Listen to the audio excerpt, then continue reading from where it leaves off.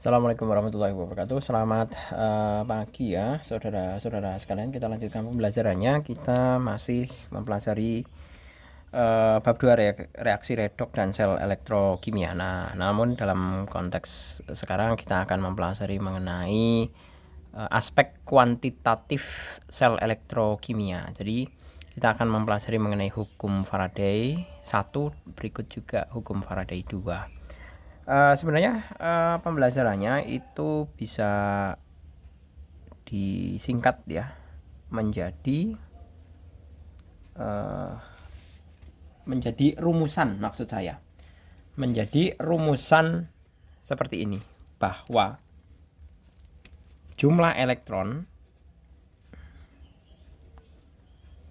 itu sama dengan kuat arus dikalikan T dibagi dengan 96.500. Nah, ini adalah bunyi hukum 1 Faraday. Nah, sedangkan kita tahu sendiri bahwa yang namanya muatan Q itu kan sama dengan I kali T. Benar enggak? Atau sebelumnya kita sudah punya persamaan bahwa kuat arus itu sama dengan Q per T. Nah, nanti ini juga bisa kita tulis sebagai I kali T itu sama dengan Q ya, berarti sama dengan muatan dibagi 96.500.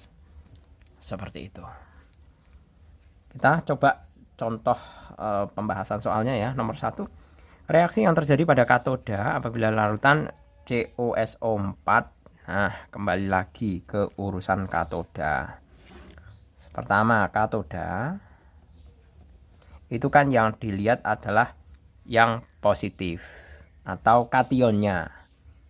Karena COSO4 itu kan kalau kita pecah, COSO4 kalau kita pecah itu kan CO2 positif plus SO4 2 negatif.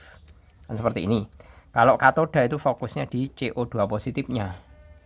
Nah, pada katoda kita bandingkan pertama yaitu dengan elektrolisis air H2H2O ditambah dengan 2 elektron akan menghasilkan H2 ditambah OH-. Nah, seperti ini.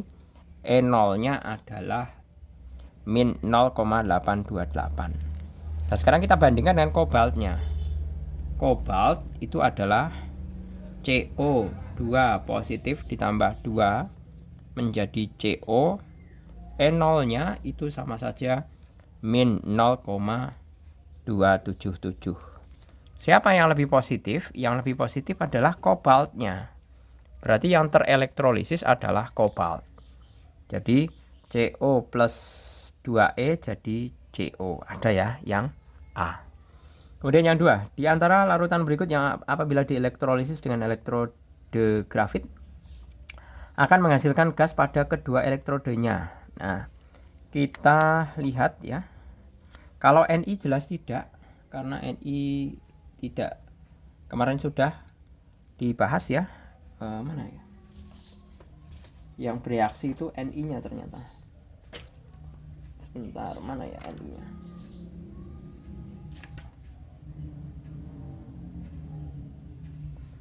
Cari berkasnya. Oh, ini dia. Nah, ini kan berarti dia lebih positif. Berarti tidak menghasilkan, airnya tidak terelektrolisis. Dia lebih positif. Yang terelektrolisis kan berarti nikelnya. Berarti tidak dihasilkan gas pada katodanya. Berarti E jelas bukan. Kemudian natrium. Nah, natrium itu kemarin kayaknya ada deh. Natrium ya. Natrium itu juga kalau kita bandingkan gini saja. Kita bandingkan saja ya. Kita tulis saja bandingkan dengan masing-masing kation. Pada katoda ini katoda terlebih dahulu. Katoda kalau SO4 itu kan jelas ya. Yang terhidrolisis itu adalah air. Contohnya ini, kromium sulfat. Nah, ini yang untuk SO4 kan dia bilok tertinggi S-nya. Berarti dia tidak mengalami oksidasi lagi. Berarti yang teroksidasi adalah air, ya. Berarti semua senyawa SO4 ini anodanya menghasilkan air. Nah, berarti kita cukup menghitung Sn sama Na-nya. Ya, Sn sama Na-nya. Kita bandingkan katoda dengan 2H2O ditambah 2E jadi H2 ditambah OH negatif. Seperti ini. E0-nya sama dengan min 0,828. Oh, ini di atas juga ada kok. Sn, kita bandingkan dengan Sn. Na plus E jadi Na. Ini E0-nya sama dengan min 2,713. Kemudian Na habis Na adalah Sn 2 positif, Sn 2 positif ya. Ditambah 2E menjadi Sn. Itu E0-nya. Tolong jangan ditanyakan lagi mengenai Pak Jul itu E0-nya dapat dari mana? Dapat dari tabel. Kemudian tadi Ni. Ni-nya adalah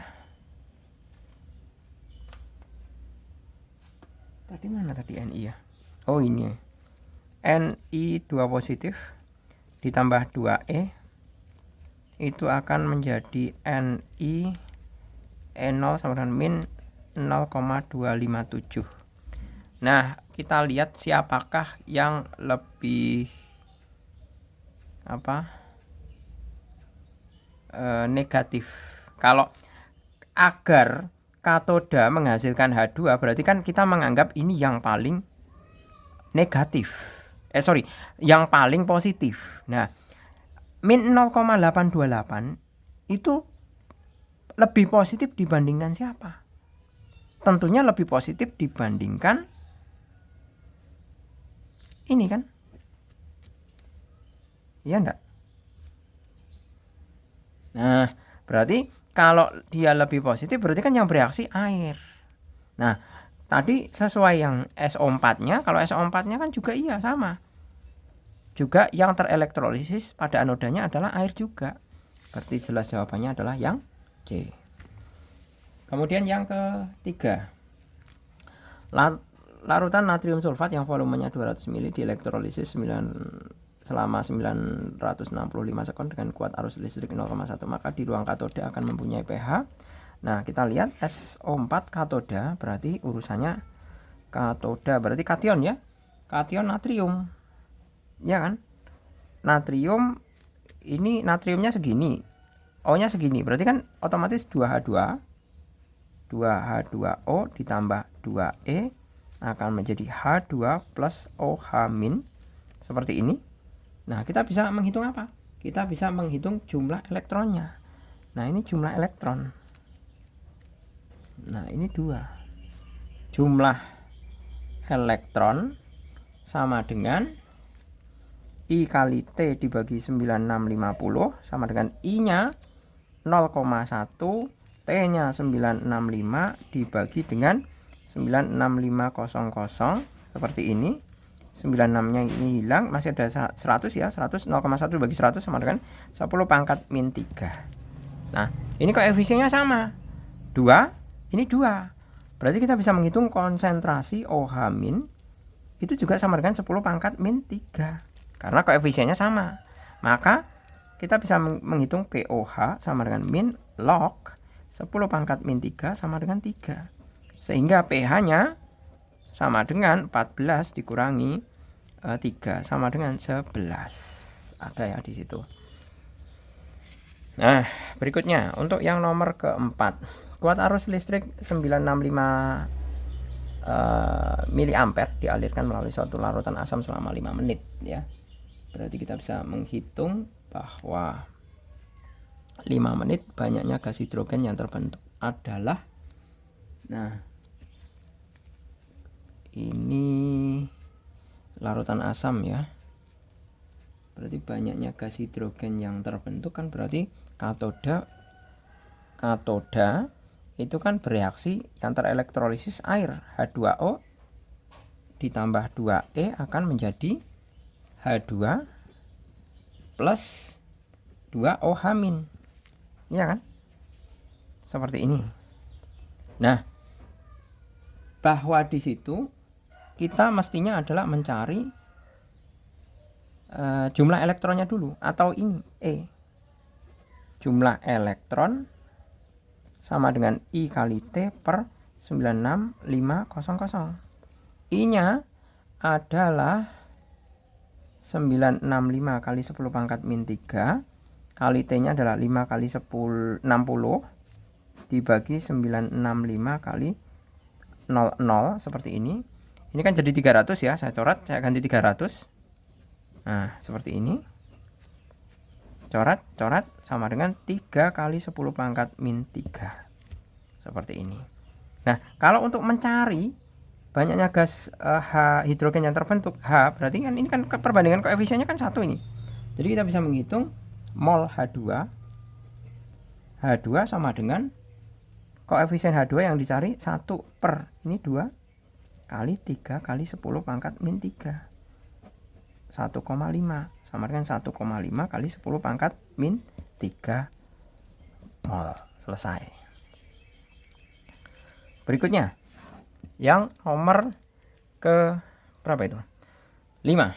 Untuk mereduksi 60 gram ion kalsium Ar Ca40 menjadi logam kalsium dibutuhkan muatan listrik sebesar. Nah, kalsium itu kalau mau mereduksi ya kan berarti Ca2 positif ditambah 2E akan menjadi Ca.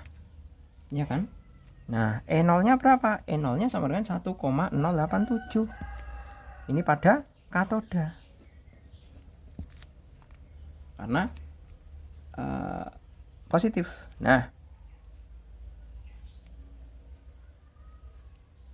Oh, sebentar Pak Jul kok jadi ngawur. Ini bukan. Ini katoda iya, karena kan logam kation ya. Nah, kita mestinya adalah mencari mol Ca dulu. Mol Ca sama dengan berapa ini? Mol Ca itu kan gram per mr. Gramnya 60, mr-nya 40 sama dengan 1,5 mol. Ya kan? Nah, jumlah elektronnya berarti kan ini jumlah elektron itu sama dengan pakai perbandingan mol. E-nya kan 2. Berarti 2 per 1 kali 1,5 mol. Sama dengan 3 mol. Ada. Nah, 3 mol ini sama saja dengan 3 farad. Ya. Seperti itu. Oke, gitu ya. Saya rasa cukup, semoga bermanfaat. Untuk yang soal selanjutnya kita bisa bahas di sesi yang lain. Terima kasih. Selamat pagi. Assalamualaikum warahmatullahi wabarakatuh.